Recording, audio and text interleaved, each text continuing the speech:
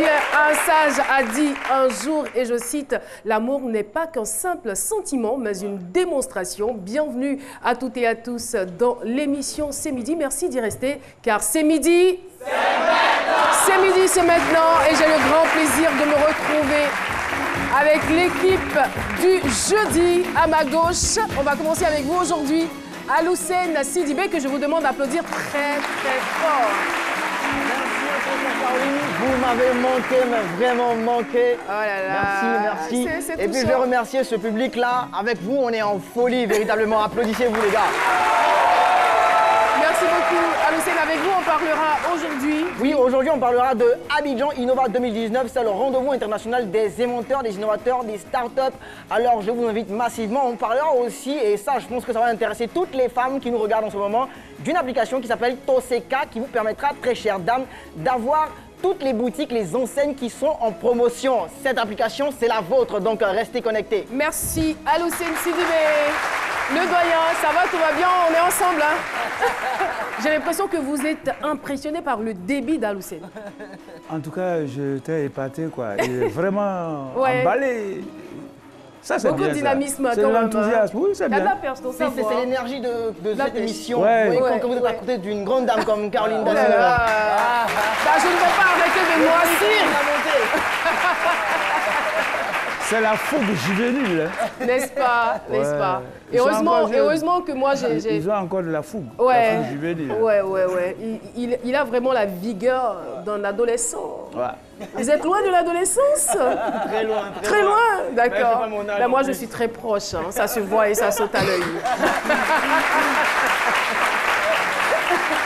Oui, docteur Philo. Ouais, ça va, toujours là. Et puis, c'est vrai, Aloussène, avec cette vivacité-là, dans le peintre. Et puis, en même temps, j'ai ajouté la voix citation que l'amour aussi, c'est aussi une démonstration de force aussi.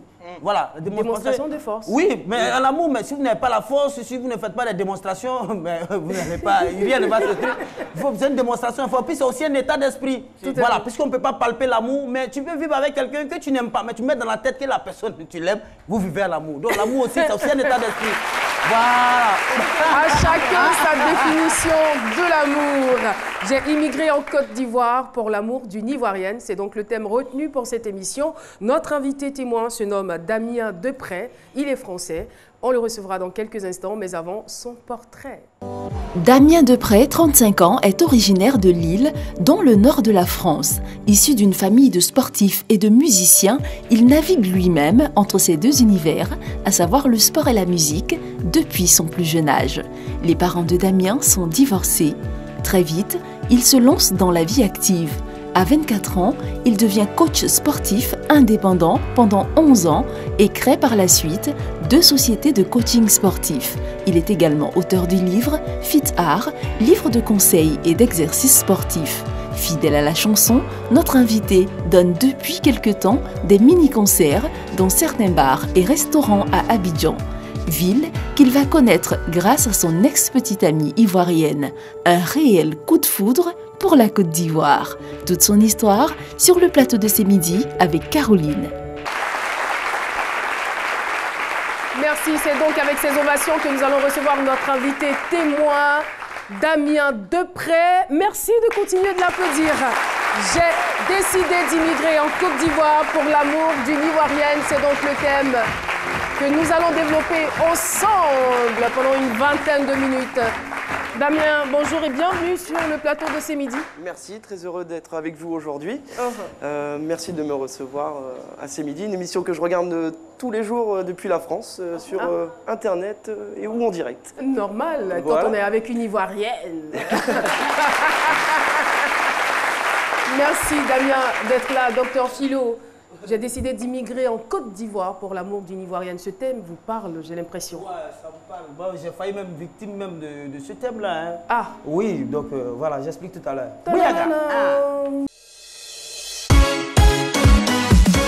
C'est mon avis, avec Docteur Philo. Merci Damien, bienvenue. Merci beaucoup. Donc, je disais tout à l'heure que j'ai failli être victime de cela, de la situation que vous vivez en ce moment. Moi, je vous ai caché ça à un moment donné. Moi, j'ai connu une Canadienne et je partais au Canada. C'est midi là, vous allez mettre générique, bon, on peut dire, fauteuil vide. Philo n'est pas là. On a pris les bagages, on est là à l'aéroport, j'ai suivi la fille, hein, mais c'est une Canadienne. Mais Dieu se sait ce qu'elle m'a montré. Ce qu'elle fait là, ça n'a rien à voir, elle est fille guerrière. Qu'est-ce qui s'est passé? Non, mais cette fille, c'est pourquoi je vous parlais de démonstration de force. C'est une fille qui avait cette capacité, cette manie-là de retenir son homme. Je dis souvent, quand je suis là comme ça, la fille là, quand elle vient, non, mais c'était très violent. Nous sommes à la télévision, les enfants nous suivent. Il y a des choses que je n'ai pas détaillées. Mais je vous dis, c'est comme vous décidez, allez-vous-même, installez-vous. L'amour, c'est ça, installez-vous. C'est pourquoi je veux m'adresser à nos jeunes soeurs qui sont là chaque fois, avec les snaps, les vidéos, mon blanc, mon homme, voilà ça, celle-là. Elle a fait jusqu'à le gamin s'est déplacé, elle est venue vers elle-ci. Donc c'est une fille qui participe même au développement de son pays, vraiment au développement humain même de son pays. Ça veut dire quand lui vient, il n'est pas général immigration là. C'est nous on va là-bas. Si elle a fait venir ici là, elle a changé les choses. Donc c'est une particularité. Donc je voulais dire bravo à cette dame et dire que l'amour c'est inexplicable. On peut pas, ça s'est vide dans la tête au fait. C'est comme le mardi quand on a reçu le monsieur Acho qui parlait de schizophrénie, la maladie où tu prends genre où, je ne sais pas comment il disait ça. Tu as déjà une double personnalité. Voilà, où tu as une double personnalité. Peut-être des voix. Voilà, où tu vis dans un autre monde à toi-même. Mais attends, mais ça c'est la schizophrénie positive qui est là. C'est la schizophrénie positive qui est là. Mais c'est ça. Vous pensez que Damien, ce monsieur qui est assis là, vous pensez qu'il vit en Côte d'Ivoire? C'est dans la tête, ça se passe. Lui là, il est en Europe. Lui, là, quand il veut aller dans le 16e arrondissement, il s'en va pour derrière 16e là-bas. Il vit la chose. Le jour où vous avez envie d'aller, comment ils appellent là, quoi, là même là, Cité Rouge, comment on appelle ça, là-bas, de l'autre côté là-bas. Non, j'ai un endroit là-bas, au rouge, il y a rouge dessus là. Moulin rouge. Hein? Le moulin rouge. Allez-y au toit rouge, c'est la même chose. Vous allez vivre cet amour. Allez-y au toit rouge, il y a le pouvoir. Voilà, je vais dire que c'est là. Est-ce que l'ONU était au courant quand vous avez décidé d'immigrer ici? Ah non, pas encore. Vous n'avez pas. Ah, donc c'est l'immigration clandestine. Clandestine. Là, je suis par terre. Merci beaucoup, docteur Philo. Eh bien, nous allons partir pour le micro-trottoir avec la question suivante. Pourriez-vous quitter votre pays natal pour suivre votre amour? C'est parti. Le micro-trottoir. Quand on aime, on est capable de suivre partout son amoureux. Donc, pour ma part, je dirais oui, je le suivrai partout. Pour moi, oui, parce que l'amour surmonte tout. L'amour, surtout que quand ton amoureux te montre qu'il est vraiment prêt pour toi, prêt à tout. Donc, du coup, la confiance que tu as en lui peut te permettre de le suivre partout. Il rappuie dessus, il te montre vraiment qu'avec lui, tu es en sécurité, quoi. Si ça vaut le coup, il le ferait. Parce que quand on aime, on ne compte pas. L'amour, ce n'est pas un hasard, mais quand on aime une personne, il faut bien se battre à fond. Je ne peux pas tout abandonner pour suivre mon mari.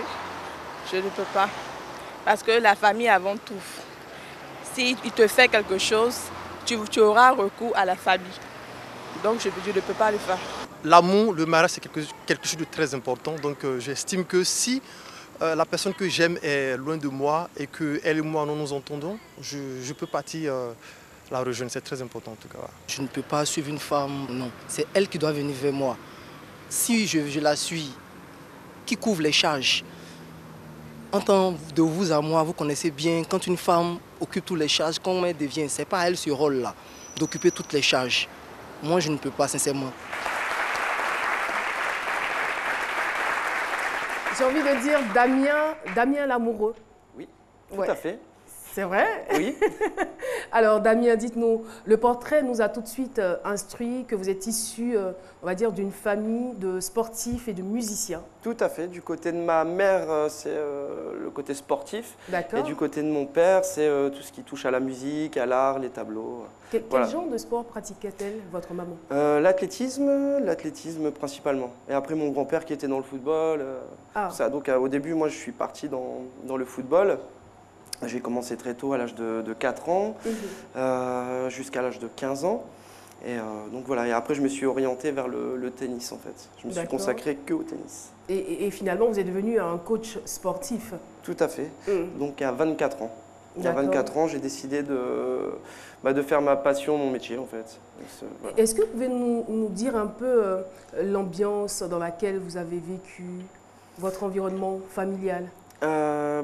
mes parents ont divorcé, j'avais 6 ans. Ah. Donc j'ai vécu avec ma mère jusqu'à l'âge de 17 ans. Enfance un peu délicate, enfin un peu dites les choses, turbulente. Ici, on se cache rien du tout. Hein. Un peu turbulente, un peu des difficultés à l'école, voilà, par le comportement, tout ça, mais qui doit être dû, je pense, à ce climat. Les difficultés se situent à quel niveau? Un peu incompris, j'étais. Incompris. Incompris, parce que j'étais un enfant très turbulent, dynamique, très turbulent. Voilà, très turbulent, hyperactif. Et ça, c'était pas évident pour les gens de gérer ça en fait. Pareil dans le sport, c'était pas évident de me gérer. Mais voilà, rien de mal, c'est juste très dynamique. Adolescence difficile aussi? Adolescence difficile, non. Ou le sport a fini par vous calmer, par vous équilibrer? Voilà, tout à fait. Bah, après, le sport apporte un équilibre. Voilà. Et donc, après, j'ai décidé de transmettre cette passion du sport aux gens, dans le but de la remise en forme, la perte de poids, la prise de masse musculaire, tout ça en fait. Est-ce que c'est un métier qui vous passionne réellement? Réellement, bah, à la base, c'était plutôt alimentaire, on va dire. Parce qu'au fond de moi, c'était pas vraiment ce que je voulais faire. Ou peut-être influencé par maman. Voilà, parce que quand on a 4-5 ans, on n'a pas trop le choix non plus. Mais voilà, c'était moi, mon rêve, c'était plus de faire de la musique, tout ça, d'écrire des chansons, faire que ça. Après, bon, j'ai été orienté vers ce domaine. Donc voilà, c'était plus le côté alimentaire. Plus le côté alimentaire. On essaie de comprendre. C'était juste... Dans le sens où voilà, je suis devenu coach sportif parce qu'il faut bien vivre. Et bah, c'était pour moi, vu que j'avais fait du sport depuis tout petit, je connaissais déjà le sport et je savais, j'avais le sens pour le transmettre le sport aux gens. Et si on en venait à cette rencontre avec cette jeune Ivoirienne? Oui. Comment ça s'est passé? Très bien, très bien.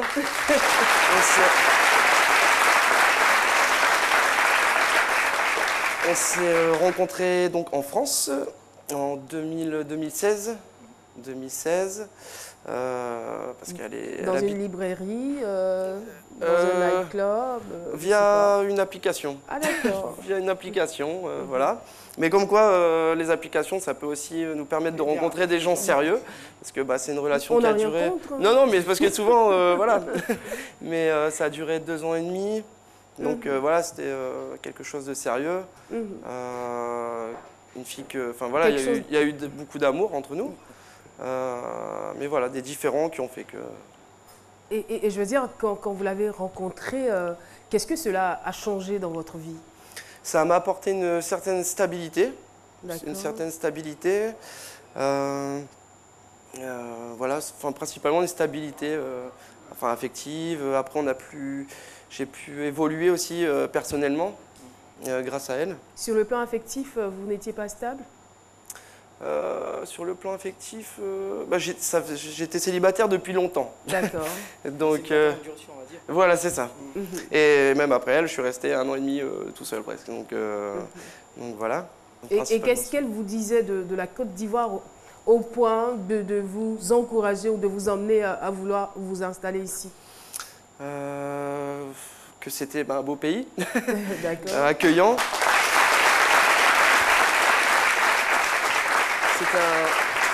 Que voilà, les gens étaient accueillants et je confirme.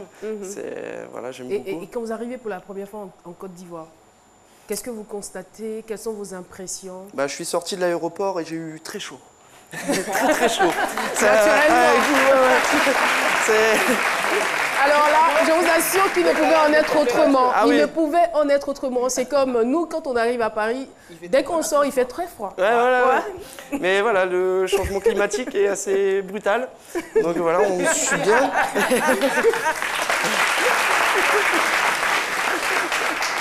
Mais voilà, un pays accueillant, un beau pays, et je confirme. Est-ce que c'est, je veux dire, est-ce que c'est vraiment suffisant qu'on apprécie juste un pays pour sa beauté, pour sa chaleur, pour son humanisme, pour son hospitalité, pour décider de tout abandonner pour s'y installer? Oui, bah après c'est un ressenti que j'ai. Je me sens vraiment bien ici. dans la mentalité des gens ici, je m'y retrouve en fait. Et après, j'y suis venu en 2017-2018, donc j'ai déjà pu avoir un aperçu de ce qu'était la Côte d'Ivoire. Et là, j'y suis revenu là, depuis le mois de mars pour justement me construire certaines choses pour venir habiter définitivement en fait, au mois de juin. Donc j'ai déjà un aperçu de ce qu'est la Côte d'Ivoire. Après, j'ai encore beaucoup de choses à découvrir et j'ai hâte de les découvrir. Et cette jeune Ivoirienne, qu'en est-il exactement? Parce que tout à l'heure, je vous ai entendu parler au passé. Est-ce que vous êtes toujours ensemble ou pas? Non, on n'est plus ensemble. Donc ça fait maintenant 1 an qu'on n'est plus ensemble. Voilà. Qu'est-ce qui s'est passé? Des visions différentes, des visions de la vie différentes, je crois, et du couple différentes. Voilà, on est resté en bon terme, il n'y a pas de souci. Mais c'est curieux quand même, après 2 années de vie commune, c'est maintenant que vous constatez que vous avez des différentes manières de voir la vie. C'est curieux quand même. Après, on ne sait jamais ce que la vie nous réserve. Et surtout que c'est par elle que vous découvrez en fait votre pays de rêve, la Côte d'Ivoire. C'est ça. Et vous l'abandonnez. Non. Pourquoi j'ai l'impression que c'est de l'ingratitude? Non, on va dire que c'est... Non, je vous charrie. Je vais apporter un éclairage sur cette phase-là. D'accord. Parce que les jeunes, souvent, ils se laissent prendre au piège. Chez nous, il y a un proverbe baoulé qui dit « Usunga on a diaboalé ». Quand Usunga on a soigné boalé, quand on boit un bobi au bouquet, il lui. Ça veut dire que... Ça veut tout simplement dire que le fétiche à qui on n'a jamais immolé de mouton, quand il voit les déchets des yeux de son premier mouton, il pense que c'est sa graisse. Les jeunes sont souvent attirés, mutuellement, sont attirés par le corps. Mais quand le corps attire, le physique attire, c'est le choix du cœur. Et en vous fréquentant, parce que le corps vous a mis ensemble, vous découvrez l'esprit. Donc, au début, c'est le corps qui fait la présélection, le cœur qui fait la présélection. Et puis, par la fréquentation, c'est la raison qui termine la sélection. Et là, il y a la désillusion souvent. Alors, il ne faut pas rester à la première phase pour se prononcer « j'aime, j'aime ». Non, vous êtes attiré par le cœur. Après, il faudrait que la raison confirme. Alors là, il y a sélection. Mais souvent, vous restez à la phase de la présélection. Et c'est ça qui vous prend au piège. Merci doyen, pour votre contribution. Alors, juste curieuse de savoir ce qu'elle faisait concrètement dans la vie, cette dame, cette Ivoirienne. Elle était dans le... Enfin, elle est toujours dans le droit. D'accord. Voilà, dans le droit. D'accord. Et vous, sportif, musicien, voilà. Elle aimait ce que vous faisiez? Elle aimait votre activité? Non, justement, c'est ça où il y a eu pas mal de désaccords, c'est que justement, elle ne voulait pas que je fasse de la musique. Ok. Donc... pour moi, la musique, c'est voilà, j'ai ça dans le cœur, c'est ma passion, voilà. Et quand on est en couple, justement, je trouve qu'on doit accompagner l'autre dans sa passion, dans ce qu'il a envie de faire, pour que chacun puisse être heureux, en fait, personnellement, ce qui fera que le couple sera heureux. Ensemble. On va ensemble, voilà. Et là, qu'est-ce que vous arrivez à faire ici? Qu'est-ce que vous arrivez à gagner ici que vous n'aviez pas en France, dans votre pays d'origine? Déjà, j'ai fait de très belles rencontres depuis que je suis ici. Une autre Ivoirienne?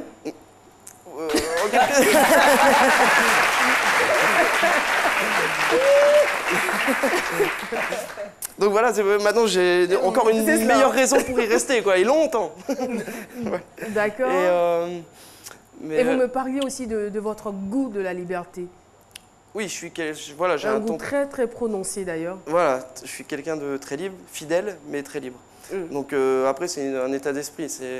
J'aime pas qu'on me mette des chaînes, qu'on me tienne. Je peux pas en fait. Depuis que je suis tout petit, ça n'a jamais marché avec moi quand on me retenait. Ce que je vous expliquais tout à l'heure, l'enfant un peu dynamique, hyperactif, tout ça. Donc voilà, j'ai toujours été comme ça. Donc, mais en même temps, quand on décide d'être en couple, il y a des choses qu'on doit essayer de revoir pour l'harmonie. Oui, on peut faire des efforts pour le couple.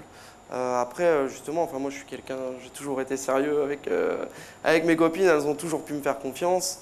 Donc justement, même par exemple sortir en boîte, tout ça, c'est pas trop. Voilà, moi c'est pas trop mon délire, on va dire.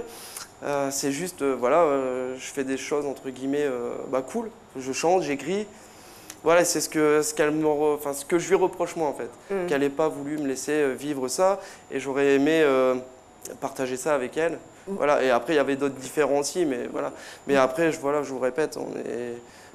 Vos parents sont-ils informés de ce choix de venir vous installer définitivement ici en Côte d'Ivoire? Ma mère, oui, et certains amis de France, oui. Qu'est-ce qu'ils en pensent? Ils ont trouvé ça courageux et ils m'ont dit, vas-y, si tu as envie de le faire. Alors, concrètement, je suppose que vous avez analysé, vous avez fait le tour de la question et vous venez vous installer en Côte d'Ivoire pour faire quoi exactement? Pour faire quoi? Moi, mon rêve, c'est faire de la musique ici. J'ai déjà commencé un petit peu. Mais on a des musiciens ici. Et de très bons musiciens.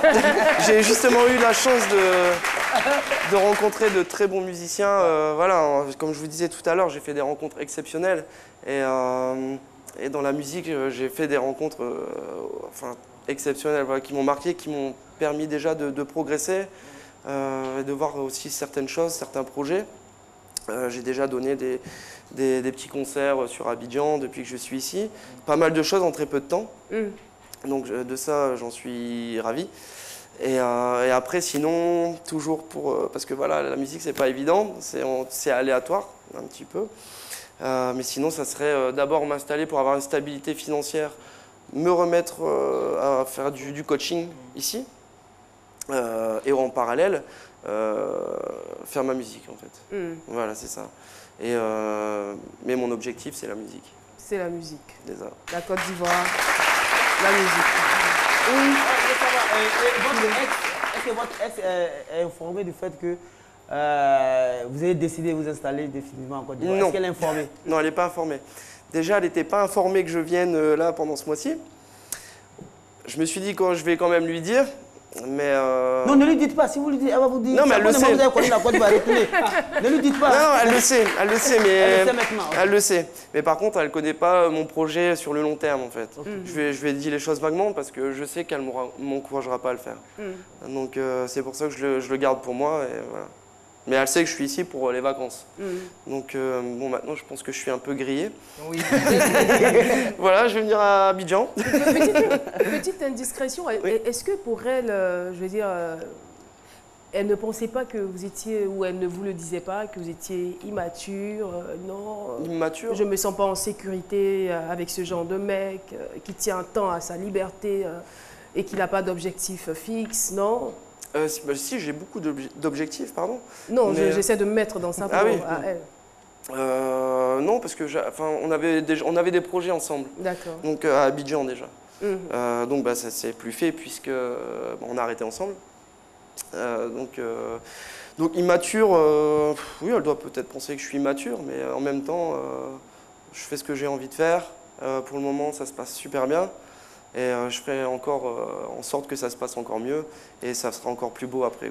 C'est sûr. D'accord. Allez-y. Moi, quand on parle de l'amour, quand on aborde le chapitre de l'amour, je suis toujours très inspiré. Ouais. Parce que ça, l'amour, ça, c'est la base de tout, en fait. Toute la création, basée sur l'amour. Je vais vous donner une anecdote. Il y a des gens ici qui fêtent la Saint-Valentin, mais ils ne savent pas d'où est-ce que cette fête-là, oui, vient. Ça vient d'où? Eh bien, en l'an 270, il y a un prêtre du nom de Saint-Valentin qui a été condamné à être exécuté parce qu'il s'est opposé à la loi de l'empereur Claude II, l'empereur romain Claude II, qui interdisait le mariage des soldats.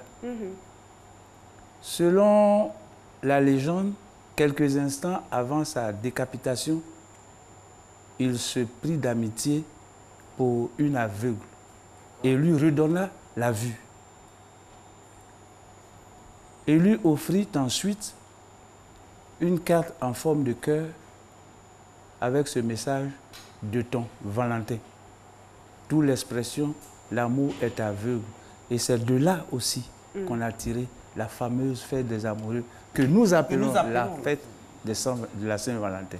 C'était ma petite histoire. Merci beaucoup. Alors, Très chers téléspectateurs, si vous aimez l'histoire de Valentin, racontée par le doyen, je vous invite tout simplement à aller à la pub. C'est midi, c'est ça.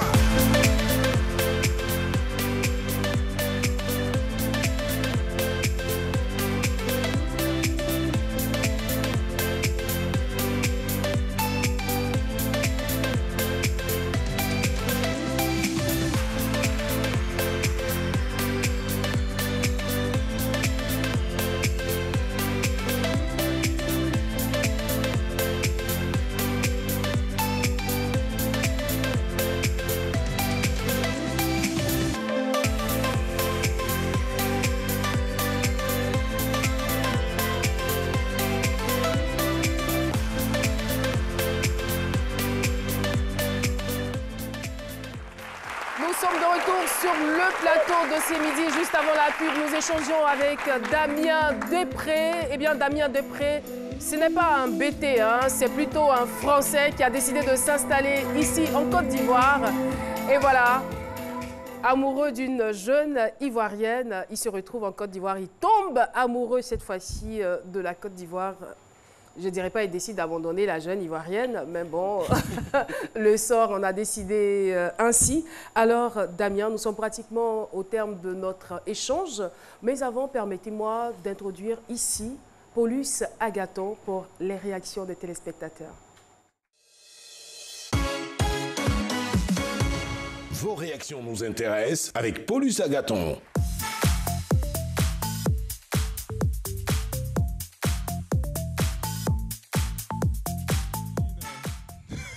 Trop belle musique, quoi. comment... je suis chanceux, tout simplement. Oui, police. Alors. Bonjour à toutes, bonjour à tous. Et bien sur la page Facebook, on a certaines filles même qui voulaient s'approprier Damien. Oh là là. Comme d'habitude. Alors, en termes de messages, on a Adelaide Doui et Général Beyrouth qui disent tous deux, en tout cas, Damien, tu as bien fait. Femme ivoirienne, elle prend bien soin de son mari sur tous les plans. Voilà. Et donc, ton histoire montre que l'amour n'a ni frontières ni religion, comme on le dit. On a ensuite Ella Onguessan et Kofi Onguessan qui dit c'est vrai que vous avez eu plus ou moins la bénédiction de vos parents, mais qu'en pensez vos amis? Est-ce qu'ils ont tenté de vous dissuader? Pas du tout, au contraire. Ils m'ont encouragé à faire ce que j'avais envie de faire. D'accord, donc pas de regret. Pas de regret. Ok. On a ensuite Caleb Touré qui dit de votre expérience, quel message voulez-vous lancer à toutes ces personnes qui ont envie de qui ont envie de quitter le pays pour aller vers l'Hexagone? Déjà, il faut que ça soit réfléchi. Il ne faut pas partir tête baissée. Moi, je suis. Tout ce qui se passe maintenant, je l'ai préparé déjà pendant 1 an. C'est vraiment un projet qui est réfléchi en fait. C'est pas, je pars tête baissée comme ça. C'est réfléchi. D'accord. Donc il faut bien poser le problème en fait. Ok. Je pense que Caroline, à partir de son histoire, c'est clair qu'il y a des choses assez intéressantes dans notre pays. Si Damien a quitté la France pour venir ici, c'est la Côte d'Ivoire. Voilà. En tout cas, moi, je suis fier d'apprécier. On n'est pas surpris. Voilà. Et donc, c'est terminé pour moi en ce qui concerne cette semaine. Je vous donne rendez-vous de lundi prochain à la même heure parce que, comme vous le savez, vos réactions nous intéressent. Merci beaucoup. Merci, Paulus Agathon. Alors, Damien, qui a donc décidé d'immigrer en Côte d'Ivoire, dites-nous, vous êtes à quelle étape des démarches administratives? J'ai fait déjà, j'ai ouvert un compte en banque ici. J'ai déjà ouvert un compte en banque, donc voilà. Je suppose que ce n'est pas aussi compliqué hein, quand nous, on décide d'émigrer chez vous. C'est plus facile pour vous. Hein. C'est plus facile. Voilà, c'est l'injustice, mais bon, on prend ça. Non, je suis d'accord. Voilà. J'ai fait la carte de résidence déjà. D'accord. Et puis là, principalement, c'est ce que j'ai fait. En fait. Et après, on refera le visa de longue durée. Donc là, j'ai des rendez-vous à l'ONI pour justement mettre tout ça en place, pour avoir une carte de séjour en fait. D'accord, ça marche. Alors, Damien, sa passion, c'est la musique. On ne va pas vous laisser partir de ce plateau sans nous offrir quelque chose quand même. Avec plaisir. Alors, on va vous inviter à la place JTB avec les encouragements du public.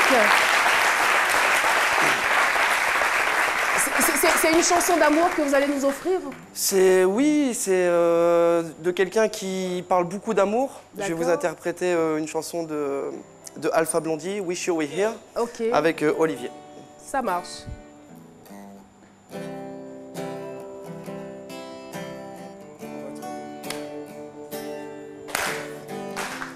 so you feel you can tell heaven from hell, blue skies from pain. Can you tell a green field from a steering wheel, a smile from a veil? Do you feel you can tell? And did you get you to train? Your ears for ghosts, hot ashes for trees, hot air for cool breeze, cold comfort for change. And did you exchange a walking apart in a war for a lead wall in a cage? I wish you were here. I wish you were here. I wish you were here. À vous? I wish you were here. I wish you were here. I wish you were here.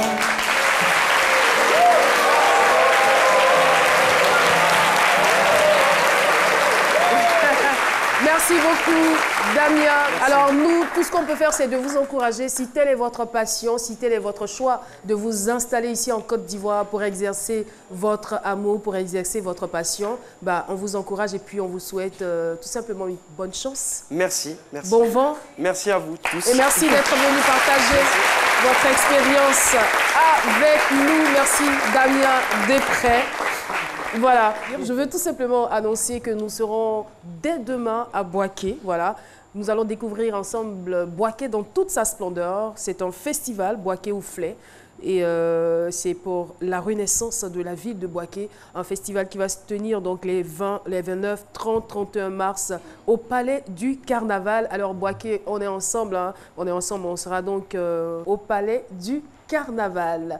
Aloussène Sidibé, je pense que c'est vous qu'on va retrouver tout de suite. Avec plaisir. C'est innovant avec Aloussène Sidibé. Bonjour, d'invention et d'innovation. J'espère que vous allez bien. Quant à moi, je vais wauement bien. Alors, petite adresse, c'est 28, 29 et 30 mars 2019. J'aimerais vous inviter à Abidjan Innova 2019. C'est au Palais de la Culture, vous le savez, c'est le rendez-vous, sinon le salon international de toutes les inventions et innovations de Côte d'Ivoire et d'Afrique. Alors si vous êtes curieux de découvrir des inventions made in Côte d'Ivoire, made in Africa, des inventions de personnes qui ont cherché et trouvé des solutions pour améliorer votre quotidien, ce rendez-vous, il ne faut pas le manquer pour rien au monde. Ensuite, on va passer à une application sur une plateforme que je vais vous proposer, d'abord aux dames, parce que elles vont apprécier entre les hommes et les dames qui aiment le shopping. Ah, wow. Qui aiment le shopping ici? Moi, j'ai pas entendre des voix de femmes. Mais attends, assumez, on se connaît entre nous les femmes. Ne soyez pas timides, hein, ne soyez pas timides.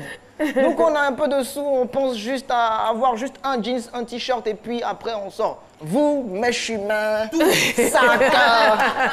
sac à main, chaussures, bijoux. Elle a 10 000 maquillages à la maison, mais elle voit la dame lui dire ce maquillage il va vous rajeunir la peau. Mais c'est ce qui fait la différence entre nous et vous. Voyons. C'est compliqué. Compliqué. Alors, cette application, cette plateforme, vous allez l'apprécier, mais très cher, parce qu'elle s'appelle Toseka. C'est, je dis quoi, l'idée de deux jeunes entrepreneurs, Monsieur Patrice et Monsieur Eouman, qui ont décidé comme ça de vous faire la liste de toutes les enseignes, donc de toutes les boutiques, de tous les magasins qui sont en solde. Ça veut dire quoi? Lorsqu'une boutique, lorsqu'un magasin est en solde, lorsqu'ils sont en train de brader leurs produits, donc diminuer, directement vous avez une notification sur l'application qui vous dit « Ah, il y a tel magasin qui vend tel produit qui est en solde, donc faut aller directement là-bas. » Et c'est le magasin qui est situé loin de chez vous qu'on vous permet de voir. Et en plus de cela, l'application va vous permettre, sinon la plateforme va vous permettre de comparer les prix. Vous savez, avec les boutiques et les magasins, c'est un peu trop compliqué de savoir, est-ce qu'ils sont véritablement en solde? Les histoires de solde où on enlevait juste 2000. Je sais pas. Réduction de 2000 francs. Vous, les tenanciers des magasins, sincèrement, soyons sérieux. Souvent, il y a des magasins, même solde là, c'est écrit pendant 10 ans. C'est toujours en solde. Toujours en solde. Ah oui, c'est vrai. Oui, c'est vrai. La boutique est en solde du 1er au 31. La boutique est en solde. Alors qu'en principe, en Côte d'Ivoire, les soldes, c'est pour ce mois, en fait. C'est pour ce mois de mars, en fait. Et donc, l'application Toseka va vous permettre de déjà comparer les prix et puis vous proposer le prix le plus abordable.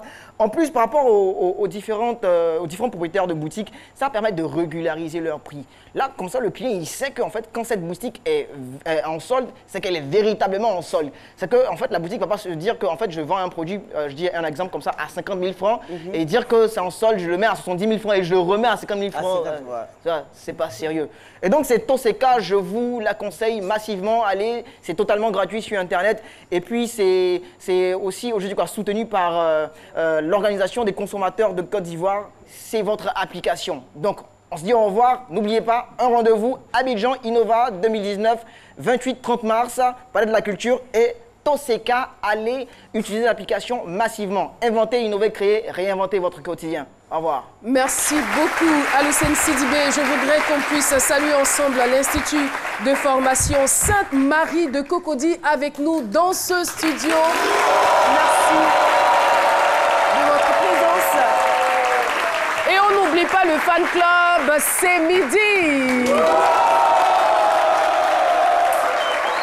Et oui, c'est midi se poursuit avec un nom qui vous est certainement familier, Joe Papi. Si je vous dis Joe Papi, ça vous dit, eh bien, il est ivoirien résident à Paris depuis plus de 20 ans. Aujourd'hui, il a décidé d'investir dans l'humanitaire et le social. Merci de l'applaudir très, très fort. Joe Papi, traiteur événementiel.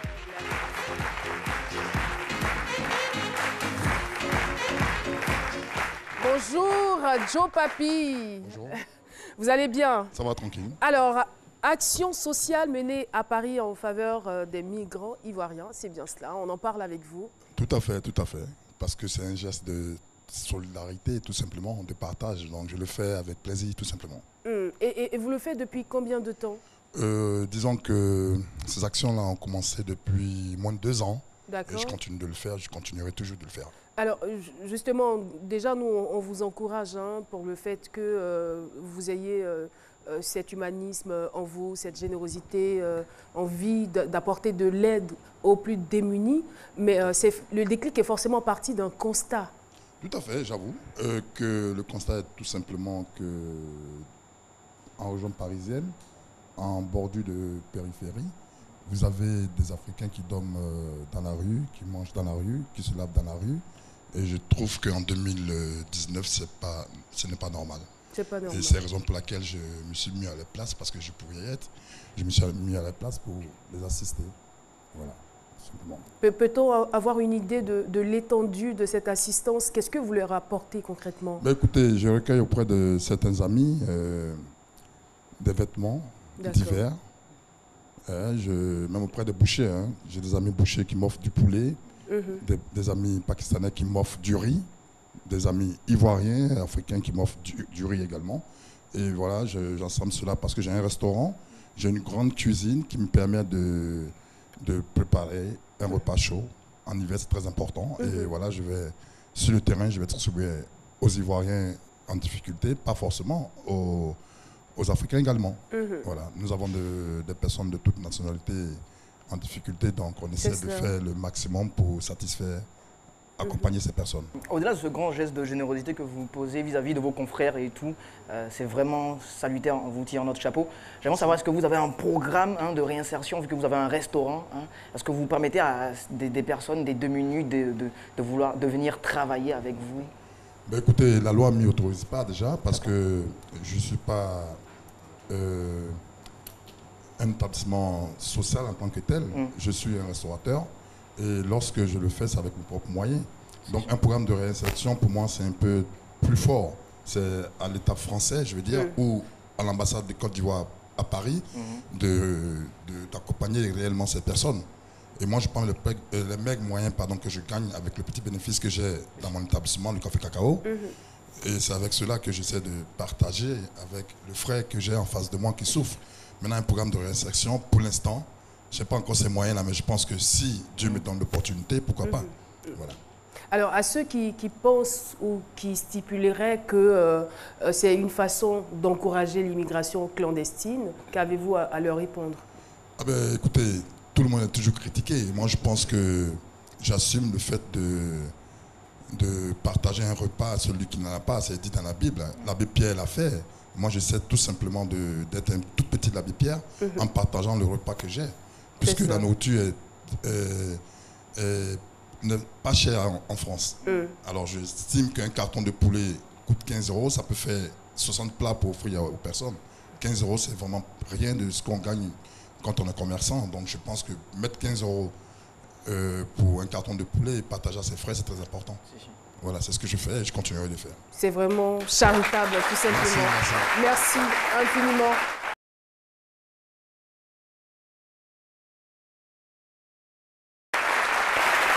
Et voilà, l'émission tire allègrement à sa fin. Nous échangions sur un sujet très très important avec Joe Papi. Voilà, Joe Papi qui réside à Paris et il vient en aide aux personnes qu'il trouve dans la rue. Il leur donne à manger. Voilà, c'est important. C'est très important. Écoutez, moi je pense que je suis d'une famille modeste. Et donc j'ai moi-même reçu très souvent l'appui financier ou matériel de certaines années plus aisées. Donc je pense que c'est un retour que je fais, c'est pas pour bluffer comme on dit, mais c'est tout juste par solidarité. C'est pas parce que vous avez beaucoup trop de moyens ou qu'il n'y a pas de personnes pauvres dans votre famille, mais c'est comme un devoir en fait. Pas du tout, Joe Papi c'est un esprit de partage depuis le berceau, c'est un esprit de convivialité, c'est un esprit d'amitié, c'est un esprit de tout ce qui est bon, de générosité, voilà. Donc c'est tout naturellement que je le fais, voilà. C'est la raison pour laquelle d'ailleurs au Café Cacao, l'établissement que je gère, qui est un restaurant très primé à Paris, je me permets déjà d'offrir même au restaurant des plats à ceux qui n'ont pas assez de budget pour manger à leur faim. Donc ça commence déjà au restaurant et puis ça se termine dans la rue. Vous avez forcément un appel. Un appel. Voilà. Oui, l'appel que je voulais dire, c'est que il y a un manque de solidarité en France et ça commence à être très dangereux. Voyez-vous, je devais produire un événement, un concert dont les bénéfices allaient contribuer à aider ces personnes justement de la rue. Mais d'autres personnes ont formé un clan pour aller torpiller ce concert, comme quoi Caris courait un danger de venir jouer à ce concert. Oh là là. Donc du coup, on m'a demandé de reporter ma date ou d'annuler. J'ai tout simplement annulé et puis ça m'a fait plaisir parce que Dieu m'a dit fais ça à Abidjan auprès de tes frères et ça sera bien. Donc l'appel que je souhaitais lancer, c'est dire à mes compatriotes ivoiriens qui torpillent les soirées de leurs amis d'être solidaires. Franchement, de partager, on le remarque avec d'autres communautés qui sont tellement solidaires, qui sont unies. Voilà, ce sont des communautés qui prospèrent, malheureusement. Mais les Ivoiriens, c'est à part, comme on dit. Ça va venir. Ça va venir. Ce serait idéal qu'on soit ensemble, main dans la main, et puis on fait un gros truc. Il y a eu la nuit du Mali, il y a eu la nuit du Sénégal, il y a eu la nuit du Gabon. Il n'y a jamais la nuit de nuit ivoirienne. Il n'y a pas eu de nuit ivoirienne, c'est moi qui l'ai initié l'année passée. L'acte 1, c'était l'année passée. On a fait dans une salle qui s'appelle le DOC. On a fait la nuit de la Côte d'Ivoire. Bien avant, j'ai fait la nuit de la solidarité avec Mewé, que j'ai produit. Nous vous encourageons à continuer sur cette lancée. Merci beaucoup, Joe Papi. Avec nos moyens pour réussir à promouvoir les arts de la Côte d'Ivoire. Voilà. Nous avons commencé cette émission avec l'amour. Nous l'achevons avec l'amour. Nous vous souhaitons beaucoup d'amour dans votre vie, dans votre quotidien. Merci infiniment de nous avoir suivis. On se donne rendez-vous demain à Bouaké pour le direct à partir de 11h30. Merci de rester fidèle à RTI 1. Au revoir et à demain.